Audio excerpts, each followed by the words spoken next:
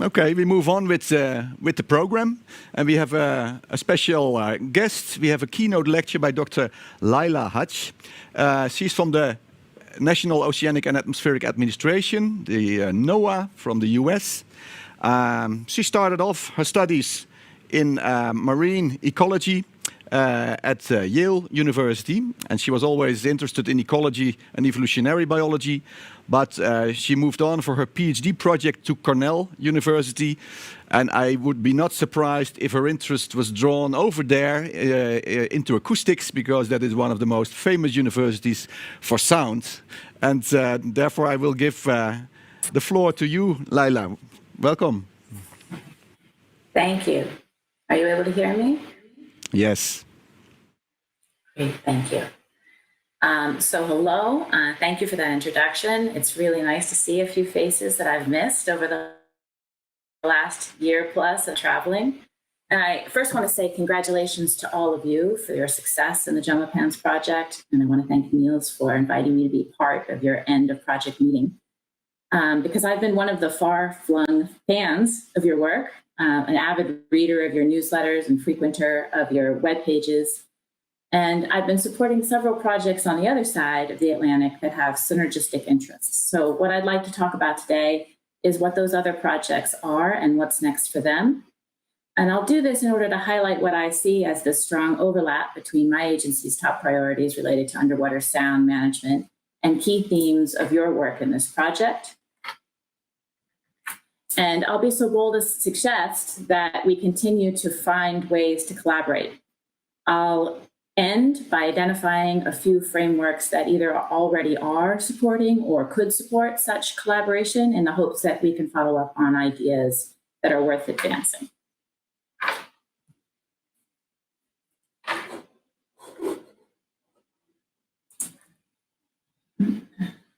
Sorry. So first, a quick introduction to my perspective. I'm a marine conservation biologist, thus my ultimate interests are in reducing our human impacts on marine life. But my invitation to that party is as a specialist in underwater sound. And thus, the projects that I manage or otherwise support are focused on further developing the use of underwater sound information as a tool for managing resources, both living and non-living, in the marine environments. And currently that means I work on projects in two broad categories. First, those that seek to improve our ability to detect change in the status of marine species or their habitats in order to support decision-making. And second, projects that seek to design approaches to reduce those impacts. I'm particularly focused on projects that support spatial management tools, the design, the effectiveness, and the enforcement of marine protected areas. I work at the U.S. Oceanic and Atmospheric Administration, or NOAA. NOAA is the federal agency in the United States with lead authorities to reduce or eliminate the impacts of human activities on marine life. And these authorities are diverse. They are directed at reducing effects on endangered and protected species and habitats, managing protected areas like national marine sanctuaries, ensuring sustainable fisheries and habitats essential to fish stocks, and then generally reducing environmental influence for federally promoted activities. And many of these authorities were born in the United States in a flash of years between 1969 and 1975. So the negative influences of underwater noise were not prominent in the minds of legislators at the time, and yet several of them have come to address noise impacts disproportionately to other influences. The processes that implement these statutes, because of that timing, emphasize smaller scale, project-specific actions, reducing their short-term implications, and the science that's needed to support that scale of actions. So the capacities that have been built to then achieve these goals over the years all would need to be leveraged against each other, centralized in their focus, and better standardized in their methods to achieve protection for ecosystems and for wide-ranging species from a transboundary stressor like noise. So the ocean noise strategy grew out of our White House's engagement in ocean noise assessment in 2009. During this time, we were requested to begin working across the agency to articulate a vision for NOAA that better matched our growing scientific understanding of how it is that noise affects marine life. And what emerged from this extensive cross-agency conversation was a need for NOAA to coordinate and grow its scope in 4 key areas. First, in management, to shift the agency's emphasis towards more chronic and cumulative effects of noise on marine species and habitat. Secondarily, to move our science towards building a better understanding of noise impacts at ecologically relevant scales. Our decision support tools, likewise, needed to support assessment, planning, mitigation of noise-making activities over ecologically relevant scales. And lastly, our education, our outreach, our stakeholder engagement needed to support the public's understanding of these needs. So after considerable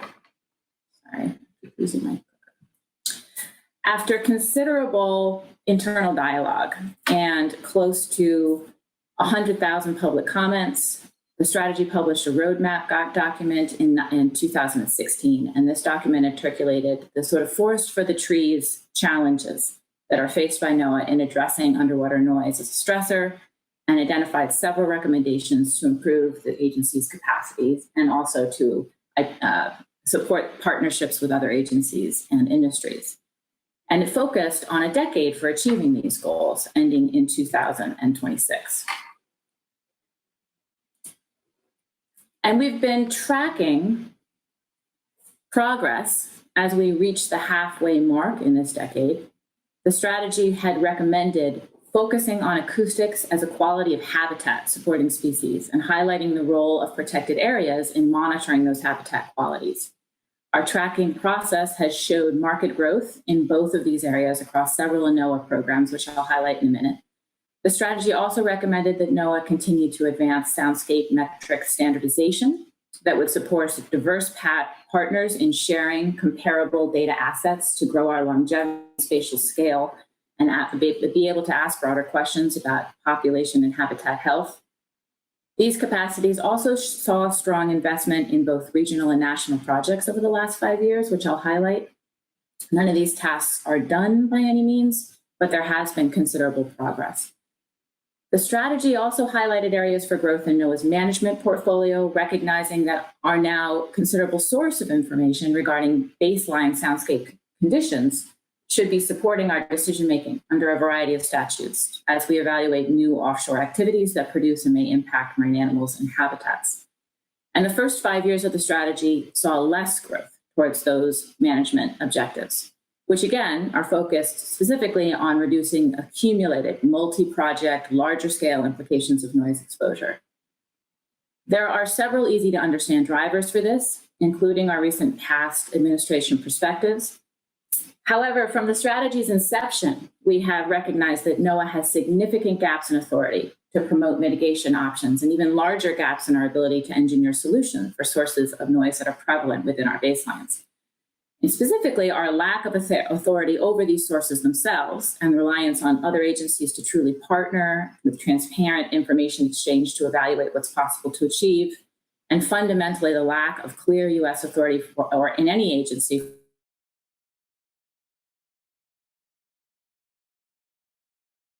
for vessels makes our achievement of some management success vulnerable. And this brings us to NOAA strategy, what NOAA strategy leads see as the top priorities for the second half of our decade push in implementing the strategy. First, we need to sustain the growth that we have seen in our long-term baseline monitoring capacity and in standardization and in data access. And second, we need to advance the derivation of output from these data to directly support applied management decisions. And here's where I want to provide a few examples to be tangible, and I know that I'll be echoing things that I just heard from some of you. NOAA managers of all stripes, this is an example, have different language for asking questions about vessels. Sometimes it's to count visitors in a marine park, sometimes for an economic analysis of use of ocean places, sometimes to evaluate noise influence on an area, sometimes enforcement. And the metrics to address these questions will differ. I suggest here we're doing pretty well with watching you all carefully with acoustic indicator development for deeper water transiting vessels. but less well for waters that often overlap with high biodiversity and highly variable vessel types and operational profiles. And similarly, on acoustically detecting large shifts in species presence and behavior, we're doing well for a few critters at a few scales, but our managers are often looking for more holistic shifts in ecological communities and the scales that are relevant to them, with similar needs in our habitat restoration management area. So thirdly, we are going to need to keep pushing our noise impact understanding towards more accumulated and chronic effects and integration with other environmental stressors. And fourthly, we need to build our national and our international capacity to advance quieting techniques and mitigation approaches. And here again, NOAA's calling card will be on the impacts and not on the sources themselves. But we have and we will continue to play leadership roles in developing these new partnerships.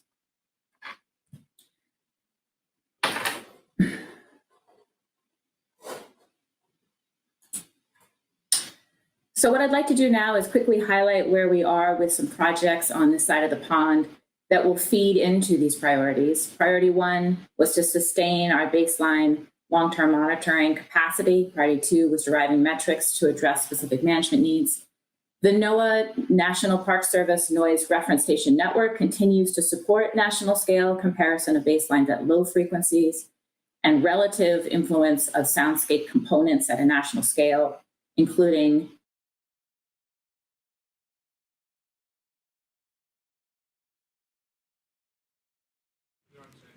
patterns. These data are all touched on in a minute. Similarly, addressing priorities 1 and 2, the Sanctuary Soundscape Monitoring Project has been collecting broader band data for national scale comparisons of shallow water protected areas of 2018, and this project will continue through 2022. It was designed to directly address management applications of interest to NOAA in the sanctuaries where we are monitoring. And I'd invite you to take a look at our Esri story map that's available on our website. It lets you interactively tour the project's many locations around the country, as well as introducing our different products, ranging from levels comparisons to sound clips to detections and sound propagation modeling of at sites of interest. And like the noise reference stations, the goals here included standardized national scale measurement, but it's also quite heavily focused on derived products that can be accessed and understood by the public and applied by managers to support decisions. And like JOMOPANS, this project was conceived of as a shorter term, high intensity effort, but its continuation, albeit at a lower capacity, is now under discussion. Thus, as we derive new measurements from our data now, we are asking what's needed to sustain the indicators that we see as priorities in the future. Under priority 2, I suggested that detecting change is often the signal of interest to managers, and this year has been a great time to study change. COVID has given us all an opportunity, if we're able to keep our gear in the water, no easy feet, to test our ability to detect an event against the variation that we capture in our baselines. For our US use of this opportunity, we focused on integration of sound data with other data types. In a recently published study on the West Coast of the US, we work with other US agencies that track economic indicators to correlate sound with patterns in trade during the short-term reductions in activity in the first half of the year. We're also working with partners to see if that signal was echoed at all in animal behavior or physiology, with feeding humpbacks on both coasts our targets, and including vocal behavior and stress hormone sampling. Clearly, the interests in listening for changes that are long-term and incremental, like climate influence on species and communities of animals. This shines a light on the core needs that were identified in NOAA strategy, the importance of being able to monitor scales relevant to ecosystems over time scales that are relevant to their fitness and to the processes affecting their fitness. And here I just want to point to the coordination that NOAA's Northeast Fisheries Science Center is leading for the US East Coast across a broad range of partners, which is now allowing them to look at decadal shifts in the migratory presence of populations like North Atlantic right whales. They've recently unveiled a new portal for detection results across almost 2 decades for many cetacean species, which I also invite you to explore. Although the scales of detection necessary for looking at these changes will vary, it's really the data management and access side of these projects that exponentially is increasing their information content for decision makers. Another workflow to support detection of change is obviously predictive soundscape modeling. This map in the center was produced by our US government interagency working group on ocean sound and marine life, which created an inventory of long-term passive acoustic monitoring infrastructure funded by the US government. And here it's plotted relative to AIS ship tracking levels.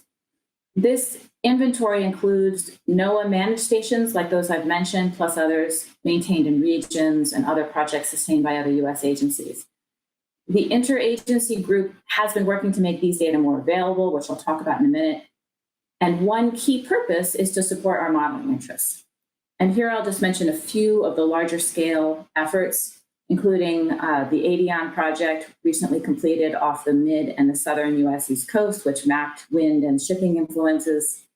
The ongoing effort that's now co-sponsored by the US and Canada and the World Wildlife Fund to assess shipping and wind and ice underwater sound influence in the Arctic, and which had German participation and input in its first phase, and a soon to be started NOAA-led effort to map the influences of wind and shipping and seismic surveys in the Gulf of Mexico.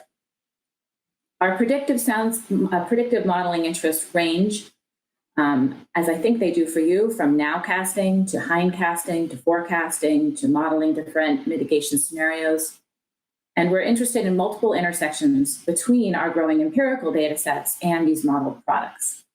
As data input, of course, they'll continue to support source level validation, but they can also support different types of predictive modeling approaches, such as those that were advanced by the US National Park Service, who used widespread sound measurement data to create continuous background noise maps for the entire US by associating the measurements with continuous environmental variables. Such models were particularly useful to the resource managers in the Park Service because they needed to identify a reference level for management, which I think is also relevant to good environmental status. Because once relationships are validated in the presence, you can hindcast noise level based on looking at the historical time series for those key variables. And of course, ground truthing model output is another key use for these growing empirical data sets. And I'm particularly interested in the new metrics that integrate model and measured data and speak to the needs that decision makers have to design monitoring plans at different kinds of sampling levels into the future, and understand how best they are capturing uncertainty, how best they are capturing variation, and what level of uncertainty they're willing to accept. Let's see if I can get my clicker back.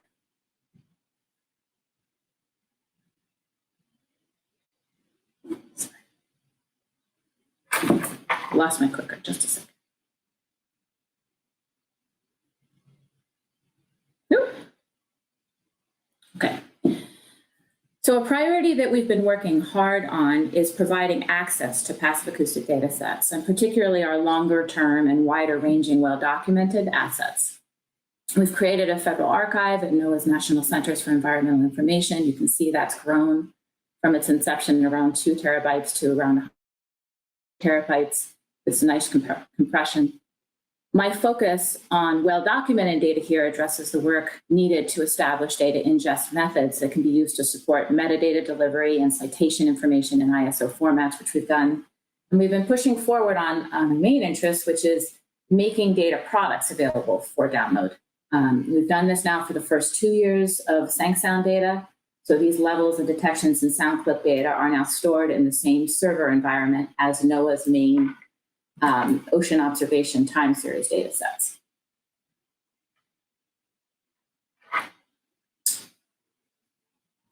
And the point of creating that interface is to allow sound data to swim with these other data types. And although just getting them into that server environment will serve this purpose generally, we are all aware that sound data often needs further introduction to the ocean observations community. So we are creating a data portal that will go live next spring for SankSound, and here users will be able to explore levels using a wide variety of visualization techniques ranging from spectrograms to power specs to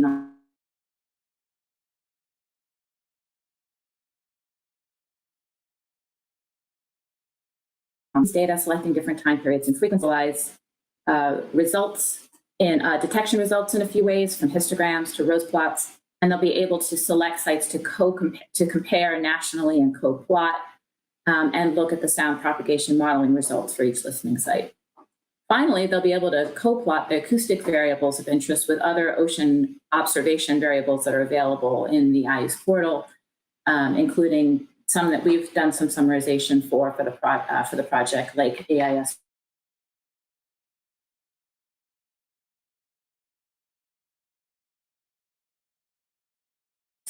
Finally, SankSound has really pushed us different data-centric communities really need, and to work further on educating the public about why we do this work and what it tells us. Sanctuaries really demand that we speak to people's existing connections to the coast and to the oceans, which is often realized as their affection for particular special places. And we use those special places where we're listening for SankSound to grow an audience for better protecting both them and the marine environment as a whole. Thus, for this project, we're developing landing pages for the portal that focus on answering high-level questions, the who, what, where, why, and how of the project, and then teaching people how the sound data is presented and allowing them to explore summaries of the sound conditions in the places they choose. And since January, we've also been publishing a series of short web stories highlighting specific results from the project in specific sanctuaries. And we'll keep publishing these through the end of the project in order to have at the end a portfolio of web-based examples for how sound is being used to directly answer questions.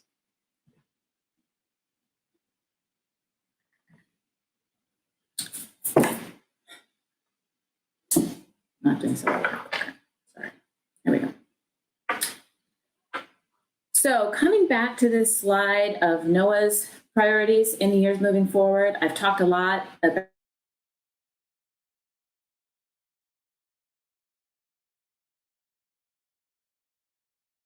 I haven't talked here a lot about the direct impact, other than highlighting that we need to advance our metrics to speak to wider ranging and more cumulative impacts. And I've noted that the portfolio that we're looking to focus on in the coming years is the advancement of quieting and noise mitigations. As I said at the beginning, although my view of JOMOPANS is distant, what I see here is a lot of overlapping interest in these priorities, and thus opportunities to grow our collaborations, should you see the same.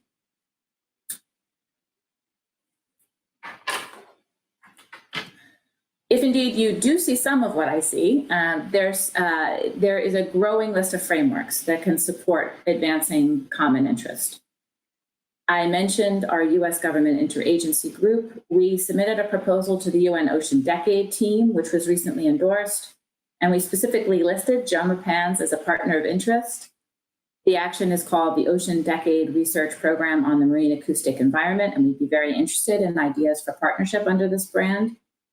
We are co-sponsors to Canada's IMO proposal to re-agendize vessel quieting in that body, a proposal that JOMOPANS is encouraging. And with fingers crossed for MEPC's meeting this week, if we can pursue that work, there's plenty to do in setting its scope and supporting its evaluations. Similarly, I'll note that I'm participating in a technical subcommittee that Canada has convened to set target noise from commercial ships, along with many international participants, which is again an opportunity to share ideas and test ideas. IQOE's leadership in advancing sound as an essential ocean variable for global ocean observation should continue to advance dialogue and standard practices through its implementation planning, and I know we have common participation there. Similarly, the ICES working group on shipping impacts in the marine environment is advancing work in integrated risk assessment for shipping. There could be opportunities there. I've mentioned the Arctic Council work, which could tangibly look at common modeling products that are relevant to the North Sea and the opening of new shipping routes in that region. And there will continue to be pushes in advancing standardization discussions via the ISO, but also through these continuing precursor workshops. We've been tracking a JPI Ocean joint action to see if the European Commission will look to advance a project through that forum that we could partner in. And of course, as I try to remember how to pack a suitcase, we'll have the opportunity to meet again at international meetings that can foster specific information sharing. There are likely other opportunities. My goal here was simply to showcase my interests in identifying tangible collaborations that we all could agree have value.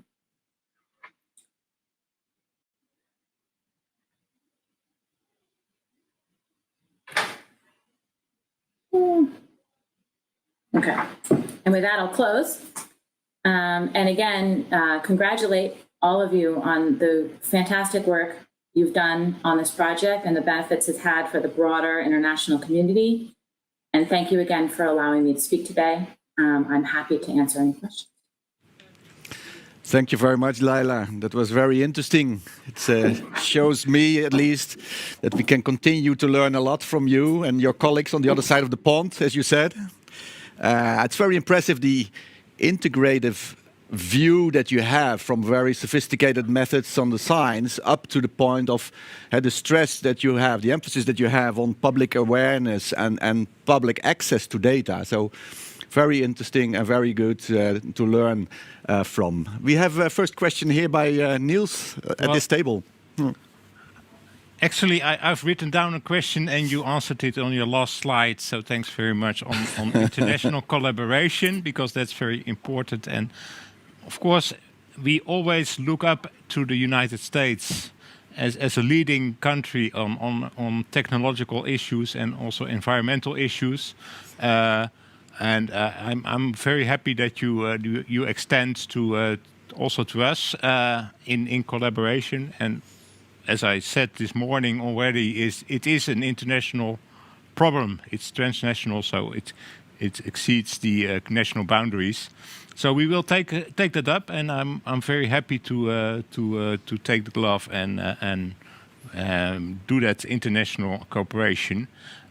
Also, I very much encourage your efforts on data management and data dissemination. And I know, and maybe you can comment on that, on the progress that NOAA is also working on getting historic acoustic data available. You have a lot of tapes somewhere in your vaults. How is that work going on? It's about to see a big push, and I think it's really important. You're right. We did do some push in the Pacific that is now available through the National Centers for Environmental Information's map viewer for a pretty integrated array across some Pacific sensors. We have just actually finally been able to make a large investment over the next couple of years in doing some ingest for some other key data sets that both our Navy and NOAA have held for a long time, or have sponsored for a long time, that need a home. So I think over the next few years, we are on track to do kind of an exponential growth curve in the archive, which we're really excited about. Very nice, thank you. Are there any questions in the chat? Yeah, there are a couple of questions. One question about the key challenges to assess the impacts of chronic and accumulated noise on species, and also for developing mitigation strategies. And somebody else is asking for more detail on the JPI Ocean's joint action on seismic mitigation. Great. Well, on the first one, that one's very large. After being able to tune in really early in my morning and hear a little today, I almost wanted to scrap my whole talk and just talk about spawning cod. I actually work in Boston, Massachusetts, and so I spend a great deal of time trying to learn as much as I can about cod from many of you. And so I'm just using them as an example of one of the taxa of key interest in this neck of the woods, in trying to figure out how to understand where noise is in the complexity of impacts to a stock that has been overfished for a very long time, but is of keen interest, not only economically, but culturally to an area. And we've, I think some of the key challenges, obviously, are that we tend to have heightened interest in studying species that are on the brink or that are quite vulnerable in where they are in their population viability. And then teasing out what a sublethal influence like noise is from the complexity of other things going on. This is also the case, again, using my neck of the woods as an example for the North Atlantic right whale, of understanding where the stressor that noise is and the way it behaves is in the life trajectory of a very long-lived species that is experiencing, a really complex urbanized corridor within one generation. So I guess what I've done first is just underscore that it's very difficult, but I also see that moving forward, what we've looked to highlight are places and time periods where we can do some of the pairing that has been happening also in Europe between captive and wild, captive tank studies of noise influence and trying to get at some of the more chronic parts of the background noise conditions in those environments, which is very tricky, as well as more impulsive components of things like pile driving and things like air gun activity. And then bringing those into a broader understanding of what's going on in an area in the wild. And those are questions we're tackling with several species on the East Coast, fish species on the East Coast now, as wind farm development tries finally in the United States to move forward. And we'll be doing a lot of fast learning from Northern Europe. Yeah, I'll pause there for a second. On the mitigation strategies, I think I'm interested to see whether the next few years has quite actually some key opportunities, particularly for the vessel components, as we look to understand the relationship between noise emissions and the broader emission profiles of ships, and as we potentially prioritize decarbonization in the shipping industry. There's definitely, at least, even if you look beyond a more global IMO level regulation, there's interest in lots of places in the world now in moving towards more electrification of some of the smaller vessel sectors that sometimes can dominate noise in areas like parks and sanctuaries and areas that are often very important to biodiversity. So more broadly, I think the mitigation on the quieting front for vessels is about to hit a really important moment for the noise people to show up and to get their perspectives on different emissions control techniques into the mix. And I'm hopeful that we'll see lots of ways to do that. So maybe I'll pause on that one. For JPI Oceans, this is where I'd probably have to turn it to others who I'm sure maybe are even here on Zoom. But this was a German and Italian-led interest on a proposal that's being discussed in that body. And although we don't participate at the US directly in JPI, we do look to that body as an opportunity for showing the ability to leverage some things we're doing on this side of the Atlantic and to collaborate as possible on some of the goals of the project. So I haven't caught up on that in the last couple of weeks, but I know that there were some questions about where it would go next. Yeah.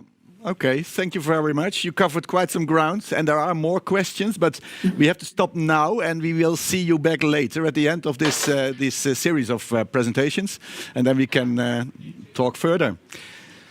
So back to the program.